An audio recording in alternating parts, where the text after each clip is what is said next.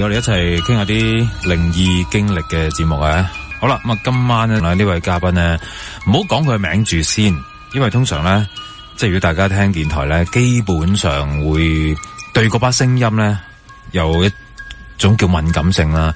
佢曾經喺過去嘅8年咧，都同樣地做過呢個節目嘅。Hello， 大家好，係我係曾經嘅恐怖熱線主持。8年咁耐噶啦。都係啊，一段時間。係咪啊？其實我哋係唔係應該唔係話我冇咗呢個節目，你哋直接做噶嘛？係嘛？你冇做我就做啦。係咩？好似係啊。我都唔記得咗。係啊，應該就做呢個節目冇咁耐嘅，喺呢度就有咁耐，但係都做咗好耐啊。係咯。係你一冇做我就做啦，係啊。好快啊，好快。咁點解當時要 cut 我呢個節目嘅？唔知喎，唔係你嗰時唔係直情冇做咩？你唔係個人冇做咩？係我唔知個節目係因為呢個節目要 cut 我先走嘅啫嘛。係咩？原來咁可能停咗一排再開，唔關我事。真相大白啦！原來係咁樣噶，我真係唔知原來係咁樣嘅。原來 cut 呢個節目你咁我咪走咯。係咪恐怖咧？恐怖喎呢單嘢，10幾年先鬼故嚟嘅，話還原真相。係好啦，正式介紹今晚呢位嘉賓，佢就係阿咪。大家好，好耐冇見。好啦，喂，翻而家舊地點啊？舊地唔同晒，我頭先一入到嚟就行錯路啦，因為唔知個直播室轉咗地方啦。佢真係鬼打牆咯，開始係嘛？係啦。即係鬼揞眼係嘛？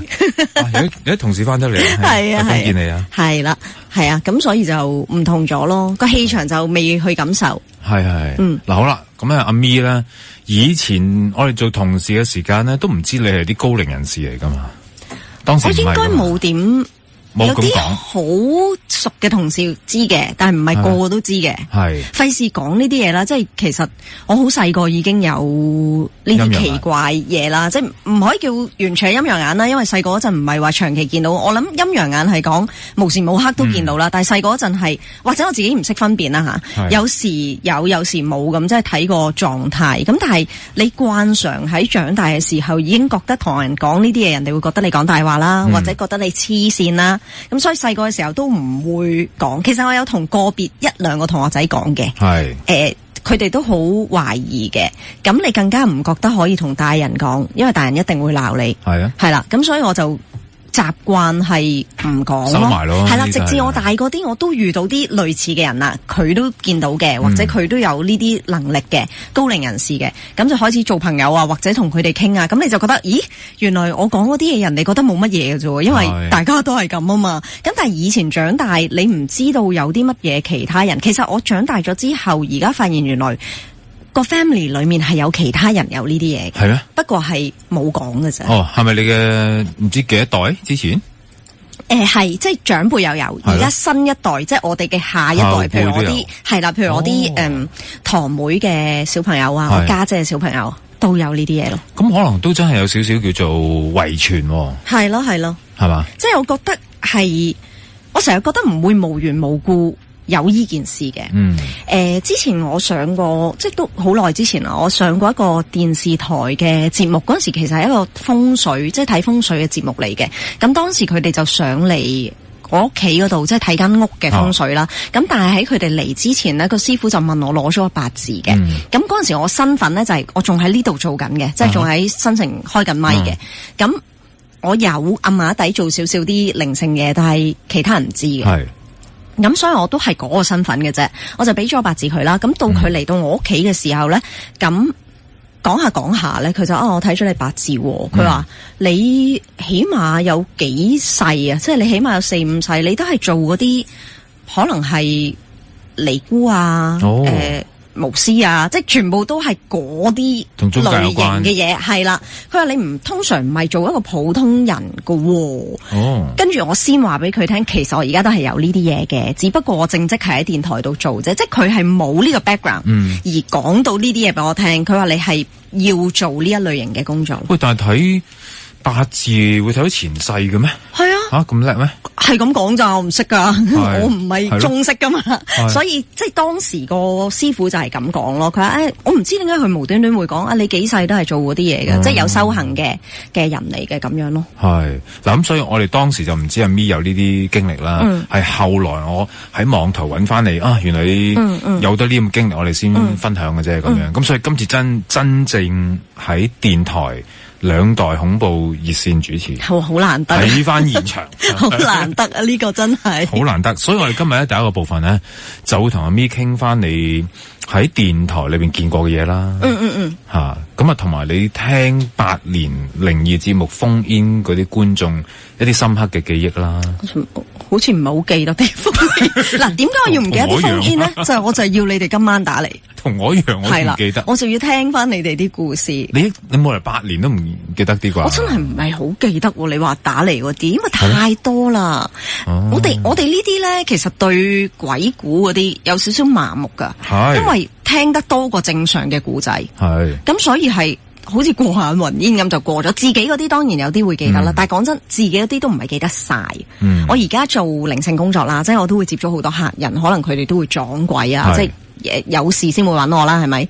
我都記唔晒噶，我都係記到啲噶咋。可唔可以呼籲大家打嚟啊？其實即係 remind 你嘅記憶係咪？係啊，得唔得？但我梗係可以啦。但我每次嗌到牙血都出噶。頭先舊同事讚我話到而家都仲記得個電話，讚我叻啊！咁我哋好難洗咗佢嘅，係嘛？你8年係咁講，我10幾年係咁講，係希望今晚有人打嚟分享下啦。我都想聽翻大家嘅經歷咯。好啊，好啊，好啦。咁所以我哋今個呢一個部分先啦，呢個鐘頭啦，講翻下你自己喺呢個電台裏邊。係有噶嘛？你又知道喺呢度一定有咩？你講過俾我知啊？係因為我講喺其他平台。Okay. 但係我哋喺呢個平台嘅聽眾未聽過啊嘛。係如果你話呢度咧，好多傳言嘅，你知道，因為其實我哋電台呢個位置都有啲歷史啊嘛。係咯。同埋我哋又喺地庫咧，咁所以其實係未講之前咧，已經大家都 assume 咗係有噶啦。咁講真，其實好多地方都有。咁我都有去過其他電台，都有。你去做過另外一電台，喺廣播道嗰啲，係啊，都有，其實都有。咁所以我第一件事就係想講呢度唔係特別猛嘅，係唔使驚，唔好 label 咗佢先。係啦，係有嘅，但係我哋呢一度咧，其實係有長駐嘅一兩個。係啦，以前我喺度即係我都係要做夜晚節目噶嘛 ，even 我唔係做恐怖熱線嘅時候，我都係做phone in節目，都係凌晨嘅，所以成日好多時夜晚都係得我一個咧。其實我哋 office 嗰個位置，中間咁上下有一兩張台嗰度咧，係長期有個細路仔喺度噶。係啊，係咩？成日都喺度，但佢有時會去咗廁所嗰邊嘅。係啦，嗰個係長期喺度嘅。係咩樣？嗱，我頭先冇行過去啊，所以我唔知而家係咪喺度。你一陣間再行過去，你 break 再行過去。break 嘅時候就行過去望下。即係8年後我喺度做嘅時候，其實就係一路都喺度嘅，即係我經常都會見到佢嘅。咁但係佢就冇話搞啲乜嘢嘅。咁我就懷疑其實唔係因為呢個電台，可能係 before 我哋有呢個電台之前，其實佢都喺呢頭噶啦。咩樣嘅咧？形容下一個5、6歲咁樣嘅高度，即係好似張台咁樣嘅高度嘅。佢着住啲衫就好似啲底衫嗰啲咯，即係屋企瞓覺屋村小朋友嗰啲衫咁樣嘅。即係呢個年代細路仔嚟，唔係啊，唔係噶。唔係啊，即係唔係咁近咯。你會知道，因為有時我哋睇一啲靈體嘅能量，你都會感覺到佢係咪好新嘅。佢唔係好新嘅，咁所以我唔知喺邊度嚟啦，亦都唔知即係以前呢個位係 exactly 係乜嘢嚟嘅。以前我哋呢啲應該係船澳嚟噶嘛，係啊，或者係個海咁樣。所以我唔知道佢係邊度嚟，定係佢會唔會係當時係跟住某一啲人係啦，所以佢會喺度咧。係喎，可能有啲同事一啲都唔出奇嘅。可能如果嗰個同事冇做，佢就唔喺度嘅咯。係喎，係啊，因為其實呢個電台我唔知啊，可能佢冇做過一啲特別嘅結界啊或者保護，係會令到冇嘢可以出入嘅。咁所以其實係可以自由出入噶嘛。咁如果佢係跟住某一個同事嘅，佢就會成日喺度咯。或者佢中意呢個環境，我亦都係有咁嘅可能性嘅。咁如果你話我比較深刻啲，我都要諗下。總之，我之前試過一次係我要放假，咁因為我其實嗰陣時都幾多節目喺身噶嘛，咁如果我要放一個假去旅行，我就要真係錄音錄好多節目，因為唔係每一個節目都有同事替嘅，咁你要錄定音啦，咁就梗係平時晏晝你邊度搶到啫？錄音嗰啲房根本你搶唔到，咁所以就半夜嗰幾日就都係半夜，真係好夜，講緊。即係2點零先翻嚟，佢可能錄到第二朝咁樣呢啲時間，咁所以其實淨係得1-2個報新聞，即係新聞部，同埋可能一個 operator 喺度，跟住就係我啦。咁 operator 做緊嘢添，係工程部可能1個半個，但係做嘢出面嗰個 area 就淨係得我咯，唔會有人喺嗰度。咁我又唔驚嘅，咁所以我就會咁樣自己喺度啦。咁嗰晚就我記得係要錄節目嘅，咁跟住。錄完一大輪，其實都錄咗好耐嘅，跟住唔知去咗廁所定係點樣，跟住本身我係冇人喺度噶嘛，我開住嗰個嘢噶嘛，總之翻到嚟就冇咗，我唔記得咗係成個冇晒定係冇咗一大部分。即係個 file 係啊，你用電腦噶嘛？係啊，用電腦啊，用電腦。係，跟住就冇晒，跟住整來整去都唔見咗，都整唔到啦。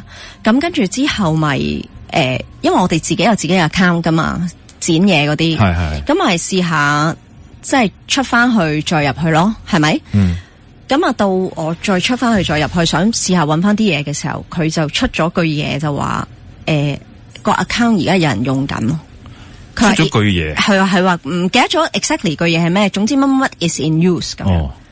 咁平時呢個情況就係，如果我喺第二間房開咗自己嘅嘢，跟住再喺呢度開，佢就會話係 in use 啊嘛。咁但係頭先我開初錄嘅時候，我用到，而我冇喺第二度開過，咁佢何來可以係有人用緊呢？有人 hack 係嘛？跟住我冇，你哋有冇試過？我冇聽過任何同事有試過咯。而家我嘅同事冇試過啊，唔會咁樣 hack 到個。唔得嘅，唔會。跟住我仲周圍，我台長 hack 你，睇你做台長。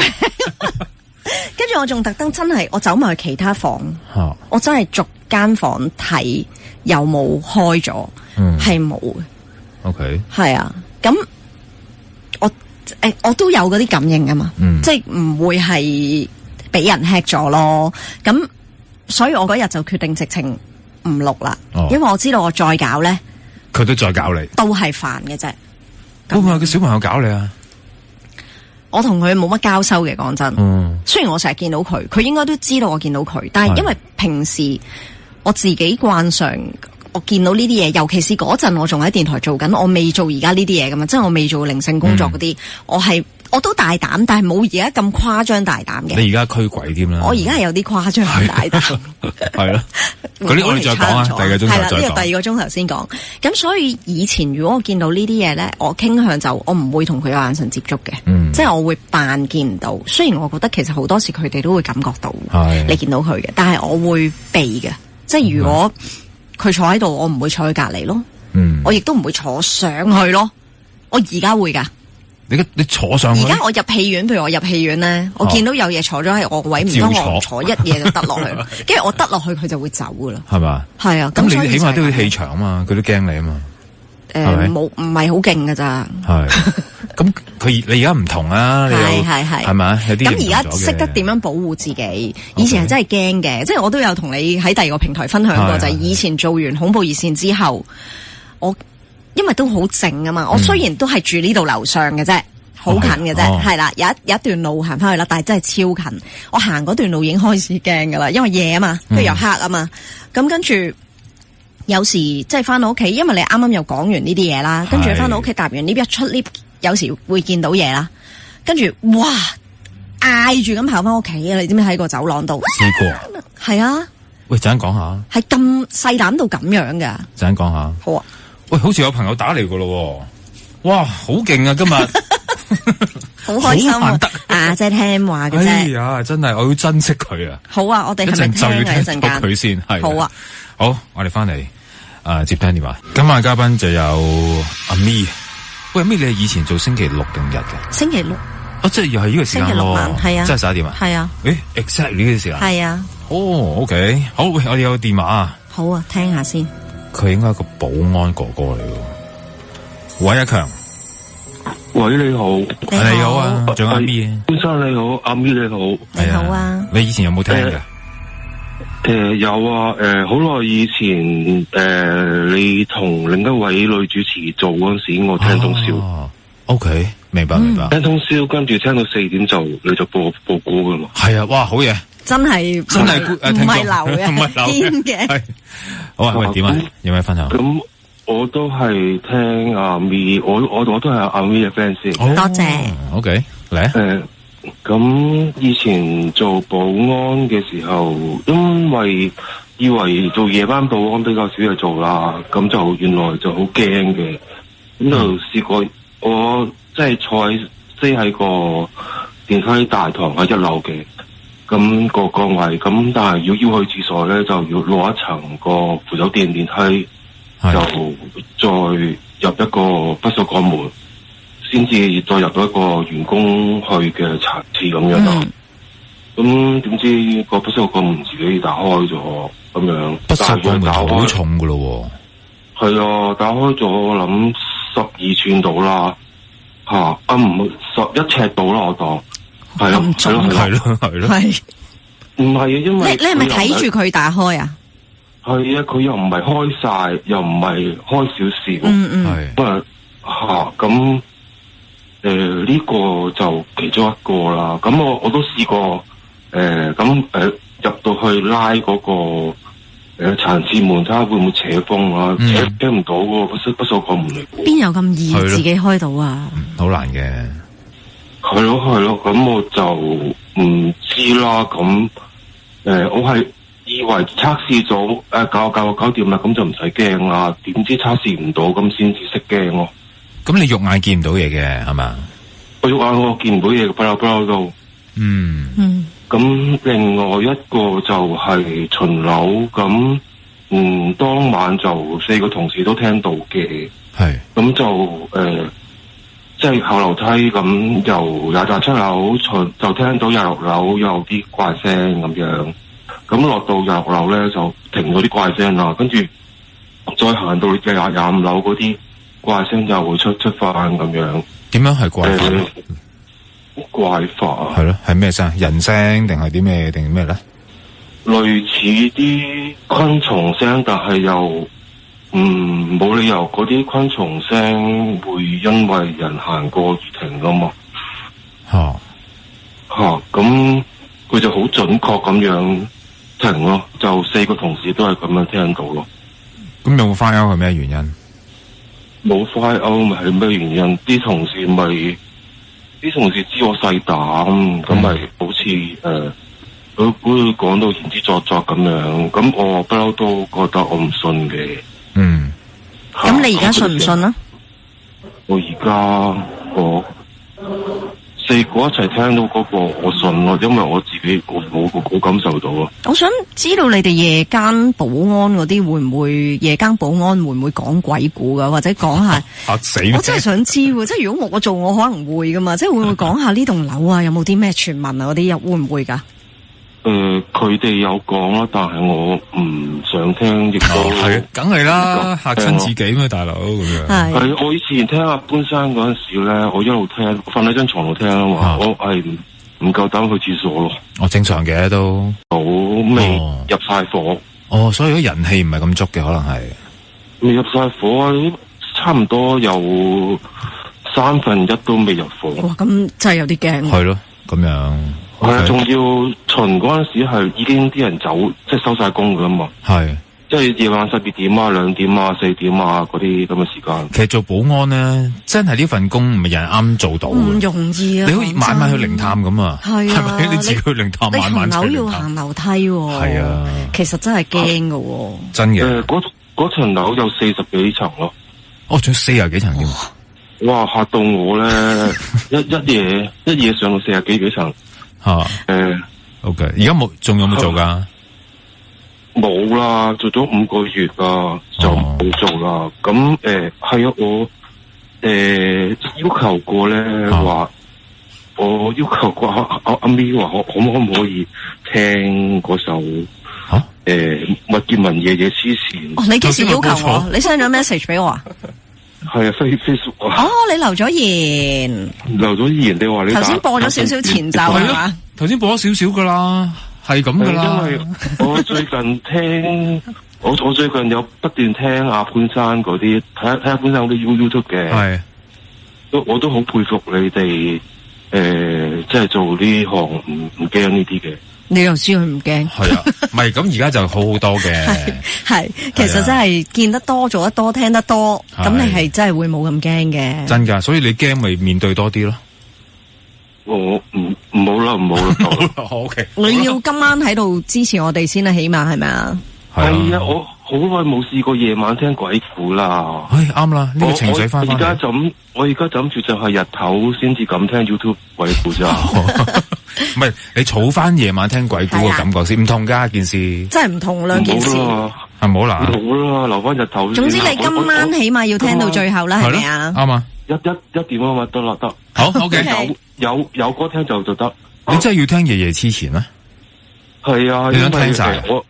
我想睇翻我即係最近睇 YouTube 睇翻你哋嗰個片段咧，係好驚啊！你想有翻嗰種驚嘅感覺，我哋考慮下。我應承你，但我唔知譬如搵隻歌應該有嘅。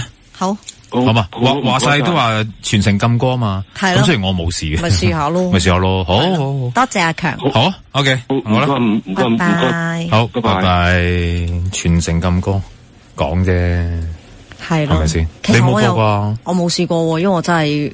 佢咁樣講，我真係驚噶嘛！但係你有冇播過？冇啊！你從來冇播過？我冇播過，真係冇播過。係咩？係因為呢件事唔播，話禁歌唔播。係啊！哦，咁好啊！今日你喺度陪我唔驚啊！唔會驚嚟咯，冇嘢嘅。好啦，喂，咁不如講埋你頭先話咩啊？係奔跑啊？係啊！咩事？其實最恐怖就係好多時都係嘅，即係你住大廈嗰啲咧。我話俾你聽啊，我而家唔住大廈，其中一個原因都係咁。就係因為成日都係一開 lift 嗰下，第一有時 lift 裏面有啦，咁你焗住其實又係好驚噶嘛。咁第二就係好多時一開 lift 就會見到，同埋我係一個轉角位嚟嘅，因為我係要出咗 lift 之後轉一個角，你好多時一轉過去就瀨嘢，咁你好驚噶嘛。同埋我屋企出面。啱行出去就係抌垃圾嗰位，就係樓梯嗰位啦。咁樓梯口就唔係掉垃圾嘅，再前啲有一個掉垃圾嘅房嘅。咁但係你要掉垃圾，你就一定要經過個樓梯口。咁好多時就喺嗰個佢有個道門係有一個位可以望到入去噶嘛，係個窗嚟噶嘛。一望入去就望到嘢。嗰陣時我住呢度上面嘅時候，就經常都係咁。咁所以就。係咯，以前冇咁大膽，就成日都係嗌住咁樣出入咯。我都真係驚嘈住。但係見到咩咧？唔係實體。其實都實地。其實如果你話見到嗰啲好虛啊，一撇白色嘢嗰啲我唔驚噶。咁所以我呢啲會嗌嘅，全部都真係見到樣嘅。你話有幾實咧？係咪實到人咁實咧？我有見過人咁實嘅靈嘅，咁但係冇實到咁嘅。但係你見到個樣就已經會驚，因為嗰陣時我喺屋企行出嚟望去後樓梯嗰個門咧，我就係見到一個，因為我見到嗰個嘢啊，佢係化好濃妝，個好濃妝令到我好驚，因為女人嚟嘅，即係鬼新娘啲 friend，好驚啊！因為你一望過去就係望到佢嘅頭，因為你唔係成個都係玻璃噶嘛，就係個頭嗰個位咧，我而家都起雞皮一講，佢就化晒妝咁樣。但係經常喺嗰個樓梯見到個化晒妝嘅，即係長期喺度又係。係啊，哇！你而家講翻呢單嘢啦，我都曾經住過樓上噶嘛。係，我仲要係住喺係咪15樓咧？我嗰層我係要搭 lift 行多一層嘅。係，我唔知你係咪啦。我唔係，我中間嘅。係啦，我係最高添。冇 lift 到，我要行多一層嘅。係，即係你焗行噶咯。焗行咗嗰條樓梯咯。咁當時又唔係好驚嘅咁樣咯。不過你而家諗翻。係有啲恐怖嘅，因為你睇唔到啊嘛，你就算 feel 到你都冇咁驚噶嘛。即係講真，經過咗咁多年，其實唔係咁多嘢，即係而家唔係咁多嘢會令到我覺得好驚嘅。咁但係到呢一刻啊，如果化晒妝嗰啲，我都仍然係會驚嘅。係啊，你知唔知？即係成日啲人問我，你做靈異節目最驚係咩咧？咁樣，始終都係呢句，冇電話打嚟咯。係咪最驚？咁大家快啲打嚟！我唔打你係咪最驚啊？你又講得啱，一世都係最驚係咁嘅。嚟啊！繼續今晚有阿咪喺度啦。喂，咁啊，除咗長期有個小朋友喺出邊，你未出去喎，係喎。我未出去啊。12點出去。好啊，好嘛。12點出去望一望先。望一望先，你記得個位嘛？我記得。係咯。佢同佢共處咁耐。好啊，除咗小朋友之外咧，仲有冇？我發現咧，我真係記憶有啲模糊，因為頭先我哋做下嘅時候，我老公突然間 WhatsApp 我，因為佢嗰陣時都會陪我翻嚟做恐怖熱線嘅，久唔久啦，唔係成日啦。跟住佢話直播室長期有2個，我話吓係咩死啦？跟住我諗，咦，又好似係，但係我真係對佢哋印象唔深。我記得嗰陣時我最初未有而家，因為我其實係有個進程嘅，我睇到嘢，我由以前細個好久唔久會見到，其實係越嚟越密。咁到我做恐怖熱線主持嘅時候，其實我仲未好似而家咁樣見到法嘅。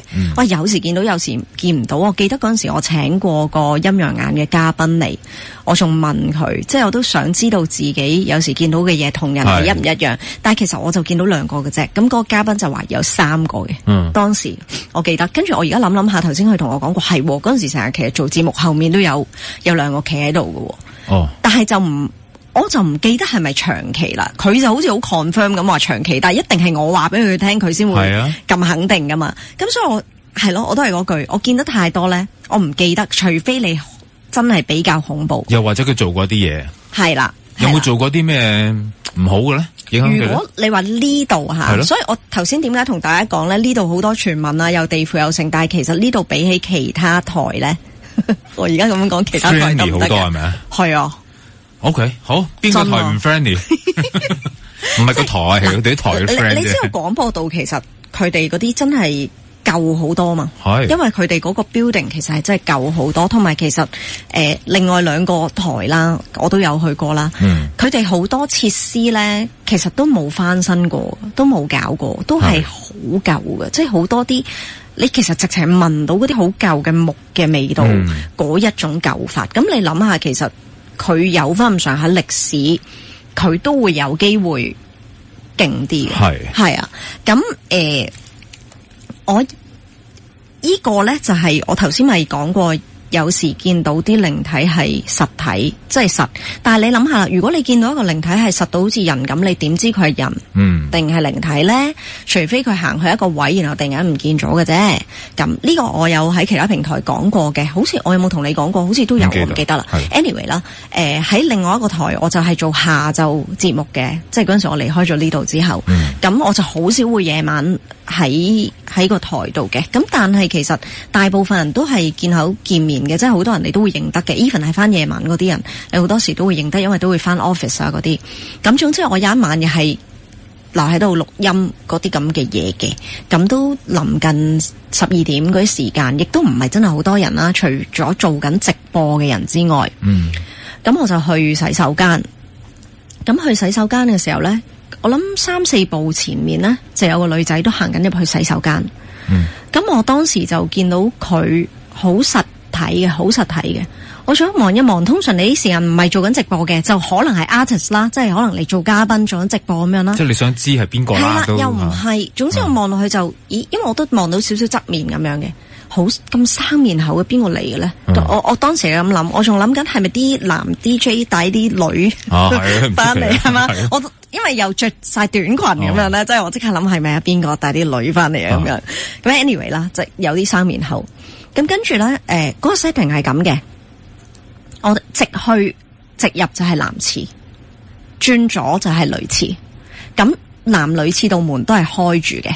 咁我跟住佢尾，佢係轉咗左啦，即係佢冇入到男廁啦，肯定，因為我睇住佢轉入女廁噶嘛。咁我睇住佢轉入女廁，我就跟住啦，因為我都要去廁所嘛。跟住女廁就有2格嘅。我跟住佢尾入去，入到廁所已經冇人。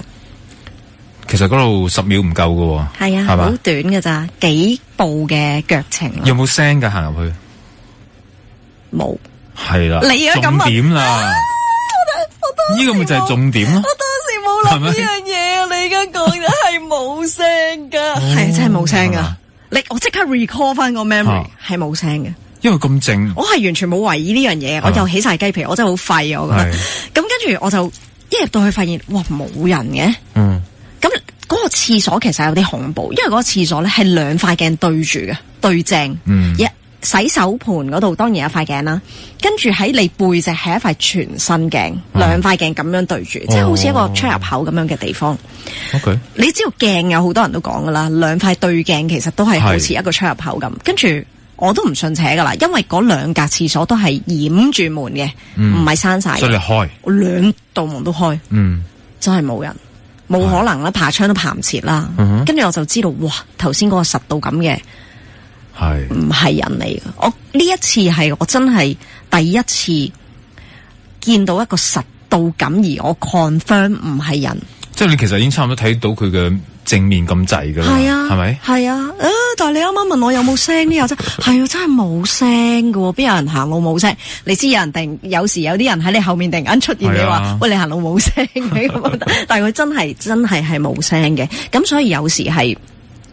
咁樣係會驚咯，反而唔係佢做啲乜嘢嚇你啊，因為佢唔係一個常人嘅一個表演嘛。佢好似好熟嗰度咁嘅，你睇到即係唔係好似一個訪客嗰隻咧，唔識路啊。我覺得佢直頭係可能成日都喺嗰度出出入入。咁係咪即係見到一次？唔止，唔係即係呢一個女仔。呢個女仔係，因為我好少夜晚翻去啦。講真，嗰次咁樣之後，我真係唔想夜晚再翻去，就算去我都唔想去廁所啊。有冇同啲同事講？冇。我真係冇講，費事嚇親人啦。你而家講係邊個啊？咩？係啊。唔係，即係邊個台啊？你俾 tips 得噶啦。我係做過嗰個啫嘛，除咗呢度。如果主流電台。係咯，我就係做過嗰個啫嘛。另外一個我去參觀啫嘛。參觀，即係更舊嗰個係參觀。明白。係啦。好，我哋聽下電話先。呢位係李小姐係嘛 ？Hello。喂 ，Hello， 你好。你好，小姐。係啊，有咩分享？分享我以前住嗰度啦。好啊。咁我曾經係夜晚咧見過一啲靈界嘢啦。咁我靈界見之前咧有2晚咧就係俾鬼砸嘅。初時咧我都唔知咩叫俾鬼砸嘅。係。咁但係我真係喐都唔喐得，我想喐嘅喐唔到啊。即係有2次都係咁樣啦。本身都諗唔到係俾鬼砸嘅。咁到我差唔多時候啦，即係好近嘅日子，就半夜起身去廁所啦，人有3急。咁起身見我張床，我間房係長方形㗎，咁我就見我張書台凳喺度啦。咦，我張凳度咧有個着古裝嘅女仔咧就坐咗喺度。哇！咁我到而家我都好記得佢個樣㗎。我唔知點解已經10幾年前嘅事嚟㗎啦。咁我一直咪照去廁所啦。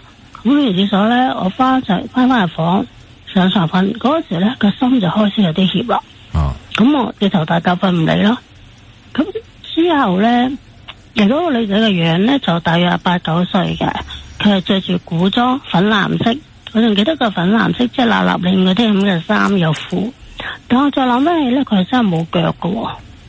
咁因為佢係鬢住2條辮啦。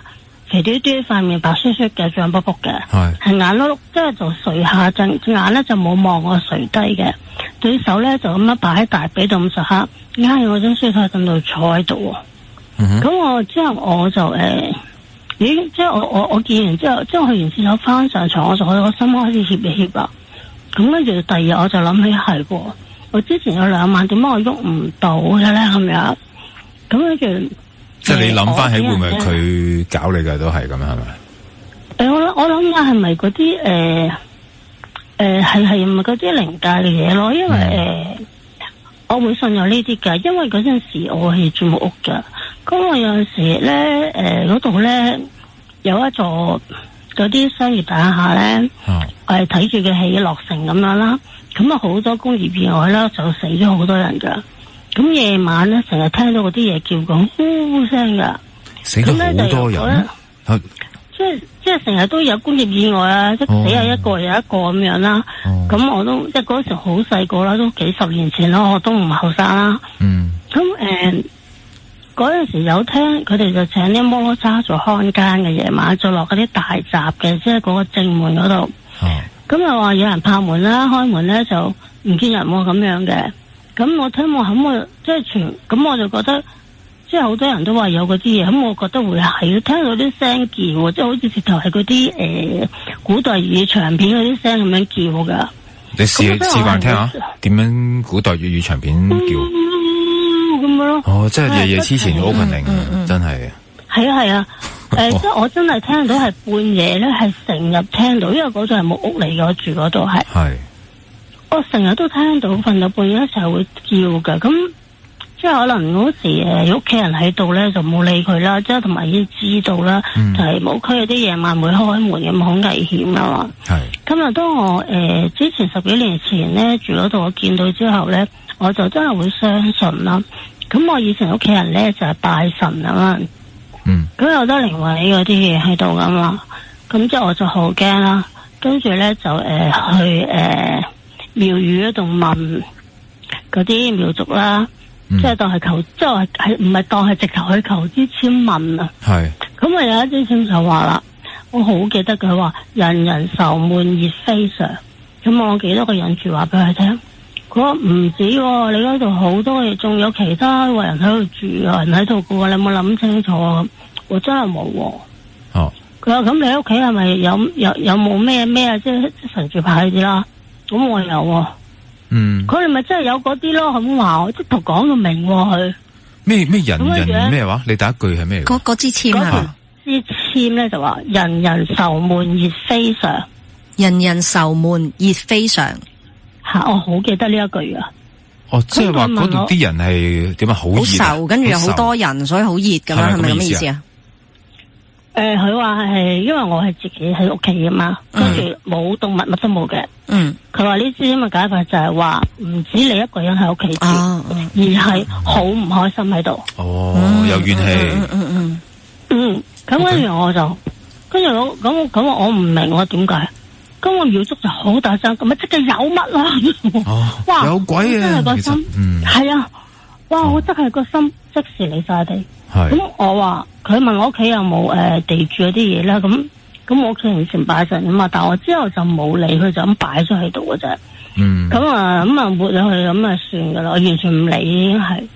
佢話唔可以再擺啊，你全部清晒佢啊！點樣教我點樣？咁我唔敢。咁我唔敢，我好驚，我真係驚得好緊要啊！咁最後點啊？咁我跟住咧，佢都幫我做啦，俾錢佢幫我做，教我點樣拎去佢嗰啲紅紙包住，拎晒去啦，咩做軍啊、天官賜福啊、地主啊、土地，仲有個祖先牌啦，跟住又叫我買雞啊，買嚿豬肉就唔好去皮，又唔知買蘋果啊。係好似咁上下，我記得係就買去嗰度，唔知就做法事咁樣就清咗佢咯。咁就好快就搬咯，跟住。但係好奇怪咧，而家10幾年咧，我仲好記得咧嗰個女仔嘅樣啊。梗係。係啊，呢啲一定係嘅，驚嗰啲係會永遠都記得嘅。同埋咧，我係919咧，我都會見到呢啲影像啦。好似而家我住呢度咧。曾經試過喺走廊，因為我呢度係嗰啲古舊式嗰啲屋嚟嘅，佢係樓嚟嘅，不過古舊式嘅。咁但係就一條長走廊咁樣啦。我曾經我一出 lift 咧，我就見到有一嚿黑煙，係圓形咁滾，由即係條長走廊好似嗰啲公屋嘅長走廊咁樣咯。由呢邊滾去另外一邊，但係大約係2尺半位度啦。入咗人哋間屋，係穿牆轉入去嗰個黑煙，嚇死我！咁我就唔理啦，因為我知係乜嘢啦。你唔好理呢啲嘢啦，喺我呢層啊嘛。咁我唔理，我直行翻屋企，咩都唔理啦。咁我而家咧，我都好記得嗰一個黑煙，所以我點講啊？即係有啲嘢我係會小心，好似7月節嗰啲咧，我唔好咁邪教。OK， 好喂，多謝你分享先。好有畫面啊！成件事係個黑煙好正。好啦，我哋休息翻嚟，繼續今晚嘅恐怖熱線。